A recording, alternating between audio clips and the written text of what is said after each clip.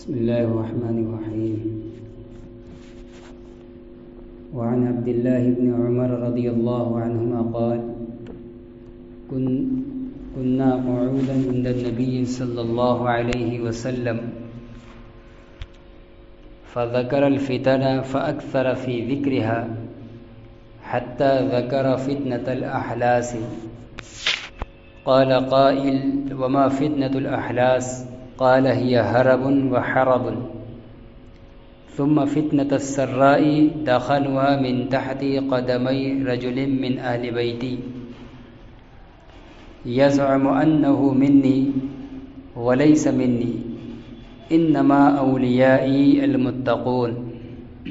ثم يصطلح الناس على رجل كورك على ضلع. ثم فتنة الدهيماء لا تدع أحدا من هذه الأمة إلا لطمته لطمة، فإذا قيل انقضت تمادت، يصبح الرجل فيها مؤمنا ويمسي كافرا،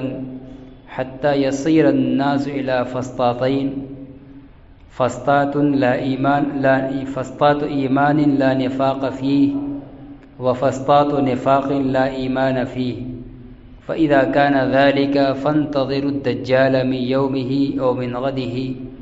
رواہ ابو داود.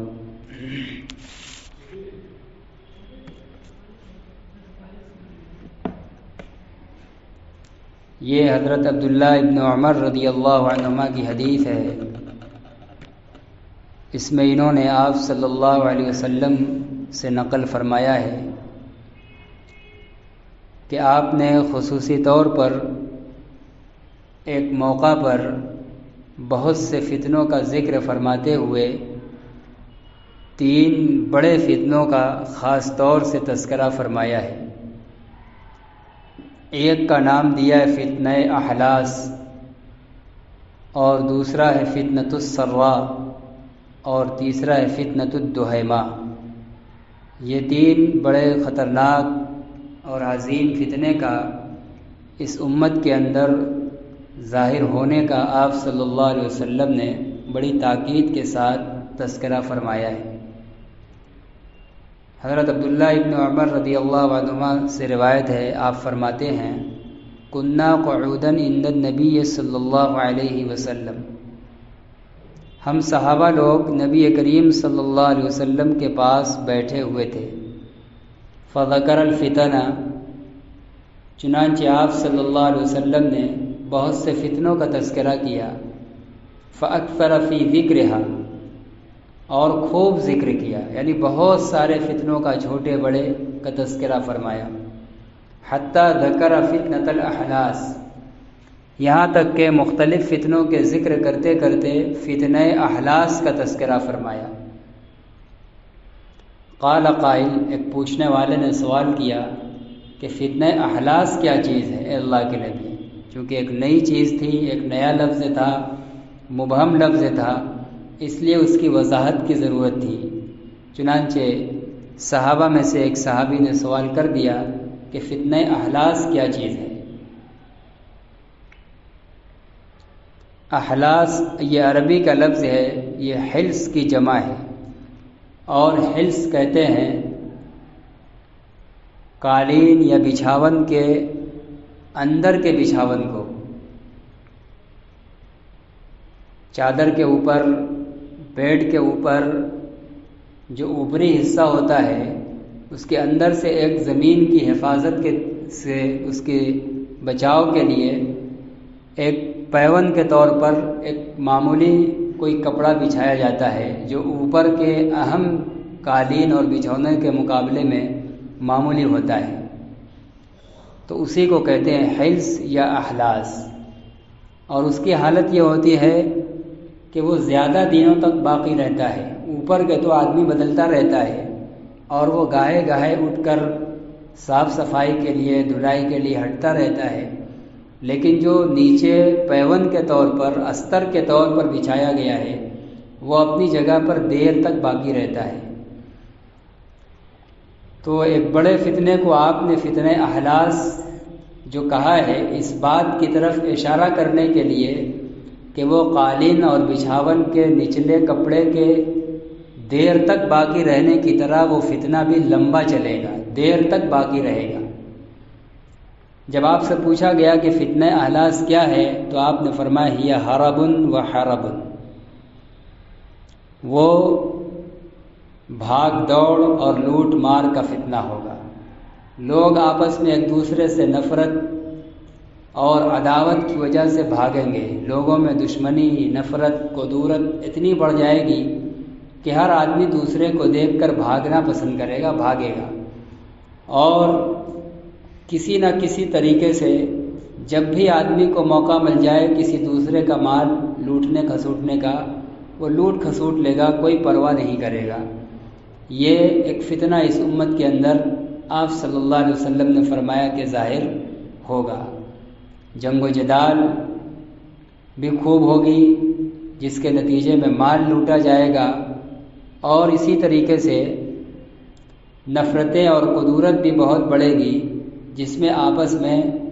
بھاگ دوڑ زیادہ ہو جائے گی، یعنی ہر دوسرا ایک کو دیکھ کر بھاگتا ہی پھرتا رہے گا۔ یہ فتنہ اہلاس کون سا فتنہ ہے، اس کا ظہور ہو چکا یا آئندہ کبھی ہوگا؟ بعض محدثین نے کہا ہے کہ اس کا کوئی زمانہ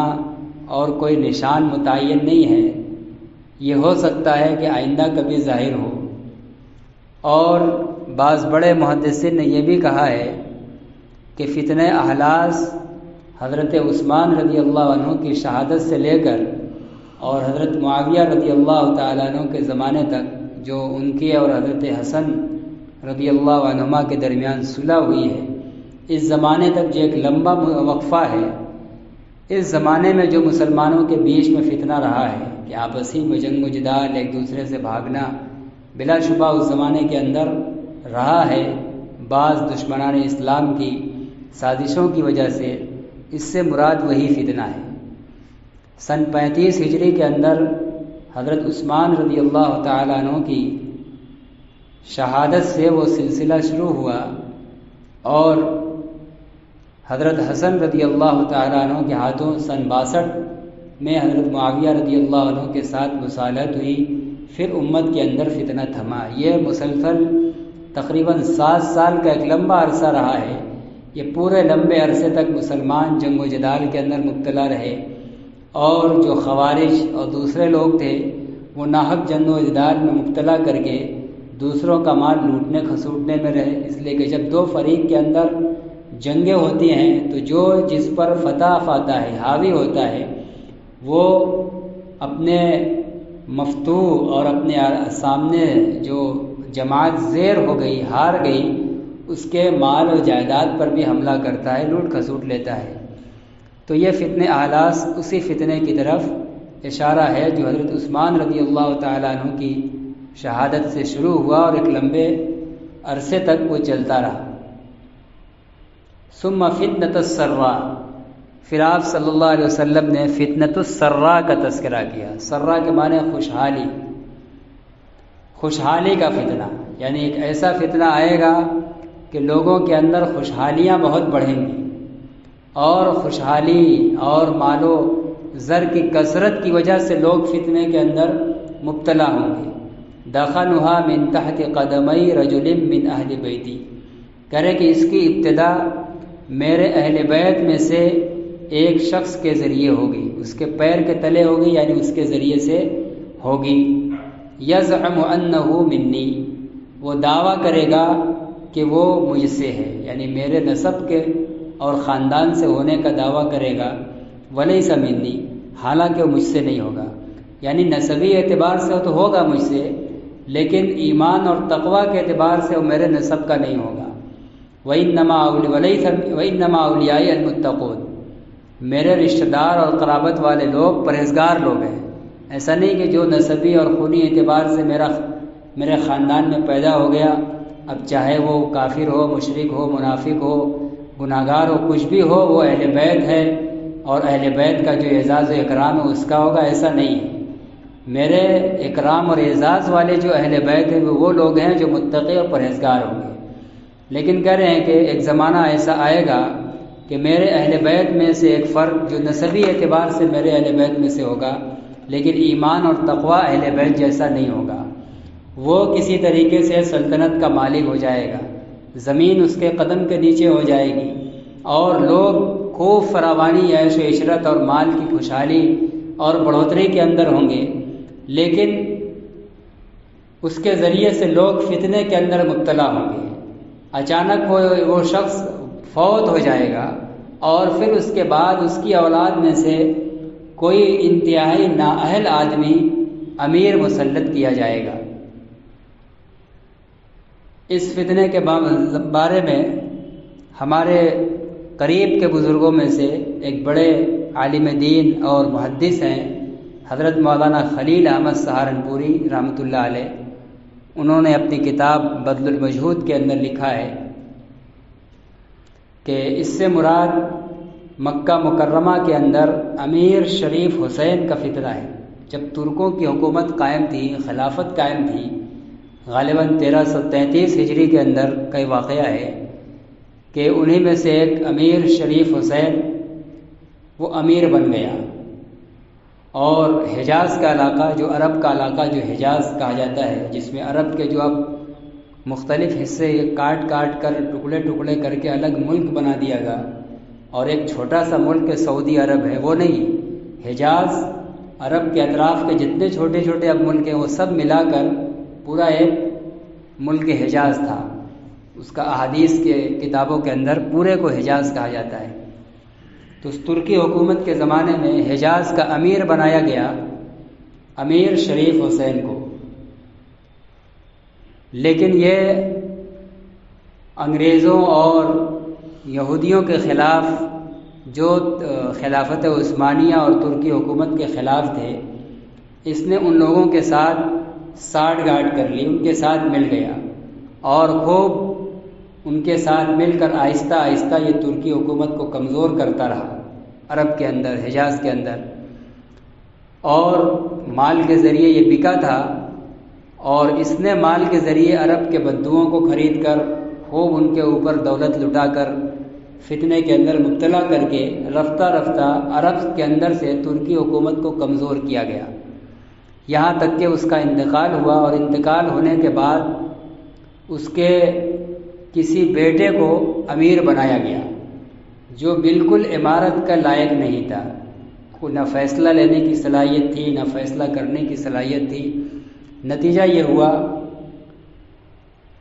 کہ اب اس کے ذریعے سے عرب کے حجاز کے علاقے کے اندر خلافت عثمانیہ کو بالکل طور پر ختم کر دیا گیا، اور عربوں کو ان میں سے بعض بدوؤں کو ورگلا کر ان کے اوپر حکومت قائم کر دی گئی ہے۔ جو آل سعود کی حکومت قائم کی گئی، یہ کوئی اسلام کے حمایت اور خیرخواہی میں قائم نہیں ہوئی، اگرچہ ابتدا میں ان کے کام حرمین کی خدمت کے تعلق سے بڑے اچھے رہے ہیں، لیکن یہ لوگ خلافت عثمانیہ کو تباہ کرنے والے لوگ ہیں۔ جو اسلام کے اندر ایک مضبوط نظام ہے کہ پورے عالم ایک خلافت ہو اور اس کا ایک امیر المومنین ہو، بڑی جد و جہد کے بعد ترک کے بدوؤں کی قربانیوں کی صدیوں قربانیوں کے بعد یہ خلافت عثمانیہ قائم ہوئی تھی، لیکن خلافت کے زمانے میں چونکہ مسلمان طاقتور ہوتا ہے اور مسلمانوں کی اجتماعی طاقت مضبوط ہوتی ہے، اس لیے یہودیوں اور دشمنان اسلام کی کوئی کلئی نہیں چل پاتی تھی، اس لیے بڑی سازش اور ہیلا حوالے اور بڑی خفیہ پالیکی کے ساتھ رفتہ رفتہ اس کو توڑا گیا، اور عربوں کو حکمرانی اور عیش پرستی کا لالچ دلا کر ان کی بڑی ریاست حجاز کو الگ الگ چھوٹے چھوٹے ٹکڑوں میں بانٹ بانٹ کر ان کو ایک الگ الگ حکمراں بنا دیا۔ دبئی ایک چھوٹا سا ملک الگ حکمراں ہو گیا، وہاں کا الگ ایک بادشاہ ہو گیا، وہ اپنی جگہ مست ہو گیا کہ ہم بادشاہ ہیں۔ قطر الگ مست ہو گیا، بحرین الگ مست ہو گیا، سعودی عرب جو ایک جزیرۃ العرب کو سعودی عرب بنایا گیا ایک خاندان کے نام پر، سب اپنی اپنی شاہی اور بادشاہت کے اندر مست ہو گئے، اور ان کو اسلام کے اجتماعی قوت اور نظام کی کوئی پرواہ نہیں رہی۔ اس طرح دھیرے دھیرے دنیا سے خلافت کا خاتمہ ہو گیا، اور خلافت کے خاتمے کے بعد مسلمان جس مجبوری اور قسم پرسی اور لاچاری اور مجبوری کی زندگی گزار رہے ہیں وہ ہم سب کے سامنے ہے۔ خلافت قائم ہو اور مسلمان مجبور محض ہو کر زندگی گزارے، ایسا نہیں ہو سکتا۔ لیکن بہرکیف یہ وہی فتنہ ہے، فتنۃ السرا، جو شریف حسین سے شروع ہوا، خلافت ٹوٹی اور اس کو مال و جائیداد سے سمجھوتا کیا گیا، اور اس نے عرب کے بدوؤں کو خرید کر بہت لوٹ مار بھی کرائے اور نامعلوم کیا کیا کرا کر خلافت کو توڑوایا۔ اور پھر شریف حسین کے بعد اس کا بیٹا حکمراں بنا، جو بالکل نااہل تھا، چند مہینے بھی نہیں چل پایا، اور یہودی اپنی سازشوں میں ترکی حکومت اور خلافت کو توڑنے میں کامیاب ہو گئے، اور پورا عرب مختلف ٹکڑوں کے اندر بڑھ گیا۔ اتنے چھوٹے چھوٹے ملک ہیں کہ بہت سے چند عرب ملکوں کو جمع کیا جائے ان کی اگر جغرافیائی سرحد کو، تو ہمارے ہندوستان کے صوبے، ہم لوگوں کے صوبے یو پی کا بھی آدھا نہیں ہوگا، اس سے بہت چھوٹا ہوگا۔ اتنے چھوٹے چھوٹے ملکوں کی حکومت دے کر ان کو دھوکے میں ڈال کر پوری امت مسلمہ کو تباہ کر دیا گیا۔ تو یہ اسی فتنے کی طرف اشارہ ہے، فتنۃ السرا، جو عرب کے اندر شریف حسین کے ذریعے ترکی حکومت کے خاتمے کی شکل میں ظاہر ہوا ہے۔ اس میں یہودیوں کی طرف سے مال کے ذریعے اس کو خریدا اور سمجھوتا کیا گیا، اور پھر اس نے اس مال کو عرب رعایا پر خرچ کر کے اپنے فیور میں کیا اور ترکوں کے خلاف بغاوت کی، اور باغی بنا کر مال خرچ کر کے عرب کے اندر جو ترکی حکومتوں کی فوجیں تھیں ان پر اچانک حملہ کر کے ان سب کو قتل کیا گیا، شہید کیا گیا۔ اس طرح دنیا کا نظام تباہ ہو گیا۔ یہ فتنۃ السرا اسی فتنے کی طرف اشارہ ہے، اس کا بھی ظہور ہو چکا۔ فرماتے ہیں کہ پھر آپ صلی اللہ علیہ وسلم نے فتنۃ السرا یعنی خوشحالی اور مال و زر کی آشائش کے فتنے کا تذکرہ کیا۔ فرمایا کہ اس کی ابتدا میرے اہل بیت کے ایک فرد کے پیر کے نیچے سے ہوگی، یعنی اس کے ذریعہ سے ہوگی، جو دعویٰ کرے گا میرے نسب میں سے ہونے کا، حالانکہ وہ مجھ سے نہیں ہوگا۔ انما اولیائی المتقون، میرے قریبی اور رشتہ دار لوگ تو وہ ہیں جو متقی اور پرہیزگار ہیں۔ قرآن سے بھی ہمیں یہ سبق ملتا ہے کہ نبیوں کے اولیاء اور ان کے قرابت دار متقی اور پرہیزگار لوگ ہوتے ہیں۔ ہر آدمی جس کا خونی تعلق ہو، رشتہ داری کا تعلق ہو نبی سے، تو نبی کے اہل بیت اور خاندان کا مانا نہیں جاتا۔ نوح علیہ السلام کی کشتی جب طوفان میں ڈوب رہی تھی، بیٹا ان کا نافرمان تھا، کافروں کے ساتھ تھا، بہت آواز دی، وہ نہیں آیا۔ لاسٹ میں انہوں نے اللہ تعالیٰ سے دعا فرمائی کہ میرے بیٹے کو اس سے نجات دلا دیجئے، اس طوفان سے بچا لیجئے، اور کہا کہ انہ من اہلی، کہہ دیا کہ یہ میرے اہل و عیال میں سے ہے، اور خونی اعتبار سے تھا بھی، اسی اعتبار سے انہوں نے یہ تذکرہ کر دیا کہ میرا بیٹا میرے اہل و عیال میں سے ہے، میرے بیٹے کو آپ مجھے بچا لیجیے۔ اللہ تعالیٰ نے فوراً نوح علیہ السلام کو تنبیہ فرمائی، ناراضگی کا اظہار فرمایا کہ آپ ایک کافر کے لیے نجات کی دعا کر رہے ہیں۔ انہ لیس من اہلی، وہ آپ کے اہل و عیال میں سے نہیں ہے، اس لیے کہ وہ آپ کو ماننے والا نہیں ہے، کافر و مشرک ہے۔ تو اسی طرح یہ شخص جس کے ذریعے فتنۃ السرا کا ظہور ہوا اور عرب اور خلافت جس کے ذریعے تباہ ہوئی، کرے وہ دعویٰ تو اہل بیت میں سے ہونے کا کرے گا اور خونی اور نسبی اعتبار سے ہوگا بھی، لیکن چونکہ وہ متقی اور پرہیزگار نہیں ہوگا، اس لیے حقیقت میں وہ میرے اہل بیت میں سے نہیں ہے۔ ثم يصطلح الناس على رجل كورق على ضلع، پھر لوگ رضامند ہو جائیں گے اس شخص کے جس کے ذریعے فتنے کا آغاز ہوگا، اس کی موت ہوگی، اور پھر اس کے بعد لوگ صلح کر لیں گے، لوگ راضی ہو جائیں گے ایک شخص پر جو پسلی کی ہڈی پر کولہے کے کھڑا کرنے کی طرح ہوگا۔ جیسے انسان کا جو کولہا ہے، یہ کمر اور پیر ران کی ایک مضبوط ہڈی پر اللہ نے قائم کیا ہے، اگر یہ کولہا کو پسلی کی ہڈی پر لا کے کھڑا کیا جائے تو قائم نہیں رہے گا، پسلی کی ہڈی ان ہڈیوں کے آگے بہت کمزور ہے، ٹوٹ جائے گی۔ تو اسی طرح فرماتے ہیں کہ اب جس شخص کے ہاتھ سے فتنۃ السرا کا ظہور ہوا ہے، جو میرے اہل بیت میں سے ہے، جیسا کہ بتایا گیا کہ وہ امیر شریف حسین تھا، اس کا ظہور ہو چکا، اس کے بعد لوگ ایک ایسے آدمی کو خلیفہ بنائیں گے، بادشاہ بنائیں گے، سلطنت ایسے آدمی کے کندھے پر ڈالیں گے کہ جو انتہائی کمزور اور نااہل ہوگا، اس کی آپ نے مثال دی کہ جیسے کولہے کو اٹھا کر پسلی کی ہڈی پر رکھنا، جیسے کولا کمر کی ہڈی سے اگر ہٹا کر پسلی کی ہڈی پر رکھا جائے تو باقی نہیں رہے گا، گر جائے گا، پسلی کی پتلی ہڈی ٹوٹ جائے گی۔ اسی طرح خلافت اور حکومت جو ایک مضبوط چیز ہے، اس کے لیے سوچ سمجھ صلاحیت اور فیصلے کی طاقت ہر اعتبار سے مضبوط آدمی چاہیے۔ ایک نااہل اور کمزور آدمی کے کندھے پر ڈالا جائے گا اور پھر وہ سب کو تباہ کر دے گا۔ چنانچہ امیر شریف حسین کا بیٹے کا یہی حال تھا۔ حکومت کی شعور، فیصلہ لینے کی صلاحیت، فراست، دانائی کچھ بھی نہیں تھی، اور لوگوں نے، عرب بدوؤں نے جو شریف حسین کے بہکاوے میں آئے تھے، اس کے ہاتھ پر بیعت کر لی اور خلافت کا بوجھ اس کے کندھے پر ڈال دیا، گویا کولہے کو پسلی کی ہڈی پر ڈال دیا۔ اس طریقے سے پھر وہ نظام تباہ ہو گیا۔ ثم فتنۃ الدحیمہ، پھر آپ صلی اللہ علیہ وسلم نے اس فتنوں کے تذکرے کی مجلس میں ایک اور فتنے کا تذکرہ کیا، فتنہ دحیمہ۔ دحیمہ، دہمہ عربی کا لفظ ہے، اس کے معنی ہے انتہائی کالی چیز، یعنی پھر ایک ایسا فتنہ ہوگا جو بڑا سیاہ ہوگا، بہت تاریکی ہوگی۔ وہ فتنہ بہت تاریک ہوگا، یا مطلب یہ ہے کہ اس فتنے میں لوگوں کے حالات بڑے گڑبڑ اور خراب ہوں گے، جیسے کہ بالکل اندھیرا اور تاریکی چھائی ہو۔ تو ایک ایسا فتنہ ہوگا، اس کے بارے میں محدثین نے لکھا ہے کہ اس کی آپ صلی اللہ علیہ وسلم نے چونکہ کسی خاص کوئی تعین نہیں فرمائی ہے، اس لیے اس کا ظہور ہو چکا یا آئندہ ہوگا، اس کے بارے میں کچھ یقینی طور پر کہا نہیں جا سکتا۔ لیکن زیادہ راجح اور قرین قیاس بات یہ ہے کہ یہ ابھی اخیر زمانے میں ہوگا، اس فتنے کا ظہور ابھی نہیں ہوا ہے۔ پہلا فتنہ تھا فتنہ احلاس، جو حضرت عثمان کے قتل سے شروع ہوا اور حضرت معاویہ سے صلح تک چلتا رہا۔ دوسرا فتنہ فتنۃ السرا ہے، جو عربوں کے اندر ترکی حکومت کے خاتمے سے شروع ہوا اور اس کا بھی ظہور تباہی ہو چکی۔ یہ تیسرا فتنہ اخیر زمانے میں، زیادہ غالب گمان یہ ہے کہ یہ اخیر زمانے میں ہوگا۔ کیسا تاریک ہوگا، کیسا خطرناک ہوگا، کہ لا تدع احدا من هذه الامة الا لطمته لطمۃ، یہ فتنہ اس امت کے کسی بھی فرد کو نہیں چھوڑے گا مگر اس کو اپنی لپیٹ میں لے گا، اس کو اپنا تماچا لگائے گا۔ وہ اتنا خطرناک، اتنا تاریک فتنہ ہوگا کہ امت کا کوئی فرد بھی اس سے بچ نہیں پائے گا۔ ہر آدمی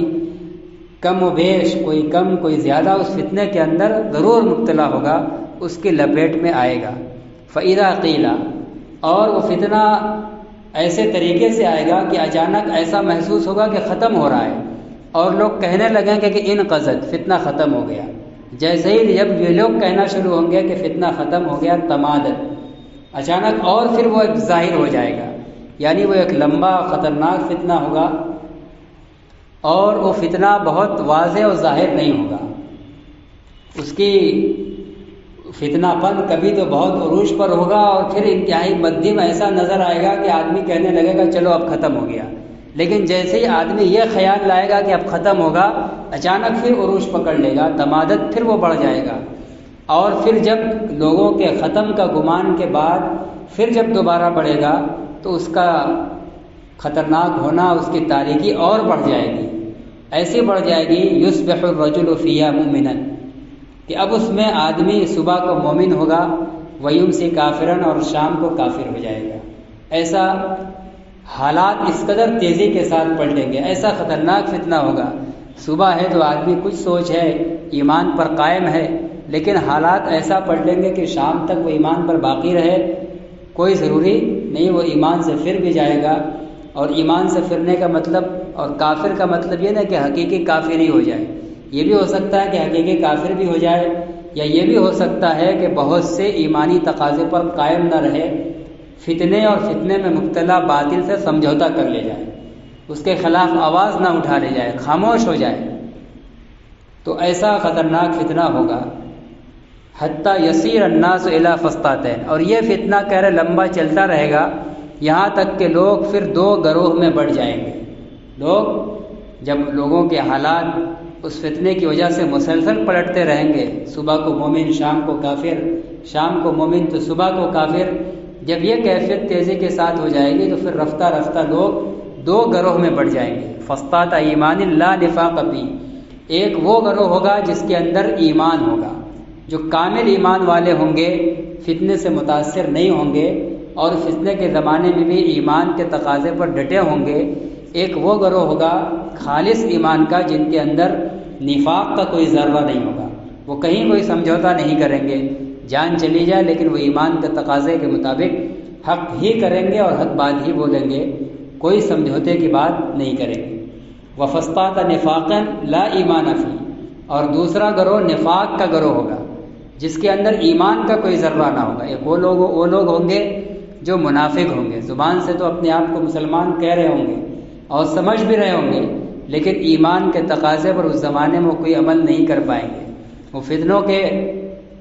احوال سے متاثر ہوں گے، زبان سے ایمان کا اظہار ہوگا لیکن اندر سے بزدلی کی وجہ سے وہ ایمان کے خلاف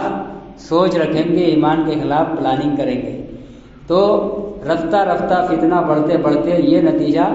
اس نتیجے تک لوگ پہنچ جائیں گے کہ دنیا کے لوگ دو گروہ میں بڑھ جائیں گے، خالص ایمان والے الگ ایک ساتھ ہو جائیں گے، اور وہ لوگ جن کے اندر ایمان کا کوئی ذرہ نہیں بچے گا، ان کے اندر صرف نفاق ہی نفاق ہوگا، وہ لوگ الگ ہو جائیں گے۔ فَإِذَا كَانَ ذَلِكَ، کہہ رہے ہیں کہ جب یہ حال فتنے کا ہو جائے کہ لوگ علانیہ طور پر دو گروہ میں بڑھ جائیں، یہ ابھی ہوا نہیں ہے، یہ آئندہ ہوگا۔ اسی وجہ سے اکثر محدثین نے کہا ہے کہ یہ تیسرا والا فتنہ دوہما، یہ ابھی ہوا نہیں ہے، امام مہدی کے ظہور سے پہلے ہوگا۔ یہی فتنہ جب اس پورے اپنے عروج کے ساتھ دنیا میں قائم ہو جائے گا اور لوگ واقعتاً ایمان والے ایک طرف الگ، خالص ایمان والے اور نفاق کی ملاوٹ والے الگ، بالکل الگ الگ دو گروہ میں بڑھ جائیں گے، تو اب اس وقت کرے جب ایسا زمانہ آئے گا تو فَانْتَظِرُوا الدَّجَّالَ مِنْ يَوْمِهِ أَوْ مِنْ غَدِهِ، تو اب تم لوگ دجال کے نکلنے کا انتظار کرو، کل یا پرسوں۔ جب مکمل لوگوں کا یہ حال ہو جائے گا، کامل ایمان والے اور نفاق والے دونوں الگ الگ گروہ میں اب بڑھ جائیں گے، اب خلط ملط لوگ نہیں رہیں گے، تو اب دجال کے نکلنے کا زمانہ قریب ہوگا، اتنا قریب ہوگا کہ اللہ کے نبی فرما رہے کہ جس دن یہ ہو جائے کہ ایمان اور نفاق والے الگ الگ دو گروہ میں بڑھ جائیں، تو اب یہ سمجھ لاؤ کہ دجال کل نکلے گا یا پرسوں نکلے گا، یعنی ایک دو روز میں دجال نکل جائے گا۔ اور اسی وقت جب دجال نکلنے والا ہوگا تو اس سے پہلے امام مہدی کا ظہور ہو چکا ہوگا، امام مہدی کا ظہور ہو چکا ہوگا، لوگ ان کو پہچان چکے ہوں گے، ان کے ہاتھ پر امامت کی بیعت ہو چکی ہوگی۔ جب لوگ دو گروہ میں بڑھ جائیں گے اور پھر دجال کا خروج ہو جائے گا، اب دجال سے لڑنے کے، اس کو قتل کرنے کے لیے، امام مہدی کا ساتھ دینے کے لیے جیسے ہی دجال کا خروج ہوگا، عیسیٰ علیہ السلام دمشق کی جامع مسجد میں نزول فرمائیں گے اور دجال سے ان کا مقابلہ ہوگا، عیسیٰ علیہ السلام کے ہاتھوں ہی وہ قتل ہوگا، اور عیسیٰ علیہ السلام سے وہ بھاگنا بھی چاہے گا، لیکن فلسطین کے اندر باب لد پر وہ پکڑ لیا جائے گا، اب وہاں سے نہیں بھاگ پائے گا۔ اور حدیثوں میں آتا ہے کہ عیسیٰ علیہ السلام کو جب وہ دیکھے گا تو وہ دیکھتے ہی ایسا پگھلنا شروع ہو جائے گا جیسے پانی میں نمک پگھلتا ہے، ان کی شکل دیکھتے ہی پگھلنا شروع ہو جائے گا، لیکن پھر وہ اپنی تلوار سے وار کر کے اس کو قتل کریں گے۔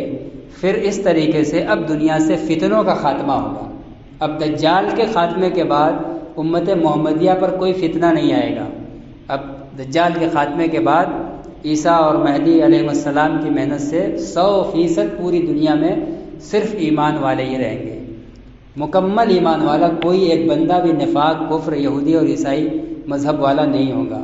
خالص مکمل متبع سنت ایمان والے لوگ بچیں گے۔ اور جب تک اللہ تعالیٰ کو مقدر ہوگا یہ زمانہ باقی رہے گا، اور پھر اچانک پھر تبدیلی آنا شروع ہوگی، لوگوں میں برائیاں بڑھتی جائیں گی، یہاں تک کہ اللہ تعالیٰ اچانک ایک ہوا چلائیں گے۔ جب برے لوگوں کا ظہور شروع ہوگا تو پھر ایک ہوا چلے گی جس میں اس زمانے میں باقی نیک لوگ اس ہوا کی وجہ سے سب مر جائیں گے، سارے نیک لوگ مر جائیں گے، پھر زمین پر صرف برے لوگ باقی بچیں گے، فوراً قیامت قائم کر دی جائے گی۔ جب تک کوئی نیک آدمی باقی ہے، ایک بھی اللہ اللہ کہنے والا، تب تک قیامت نہیں قائم ہوگی۔ تو جب تک اللہ تعالیٰ کو باقی رکھنا ہوگا باقی رکھیں گے، اور جب قیامت قائم ہونا ہوگی اور برے لوگوں کا ظہور شروع ہوگا تو وہی ہوا چلا کر نیک لوگوں کو موت دی جائے گی قیامت قائم ہونے سے پہلے۔ قیامت صرف بدکاروں پر قائم ہوگی۔ تو کہہ رہے فَإِذَا كَانَ ذَلِكَ، جب ایسا زمانہ آ جائے، فتنے کا وہ دن آ جائے کہ ایمان والے اور نفاق والے دو الگ الگ گروہ میں واضح طور پر بٹ جائیں، فَانْتَظِرُوا الدَّجَّالَ مِنْ يَوْمِهِ أَوْ مِنْ غَدِهِ، تو اب تم لوگ دجال کے نکلنے کا انتظار کرو، کل یا پرسوں،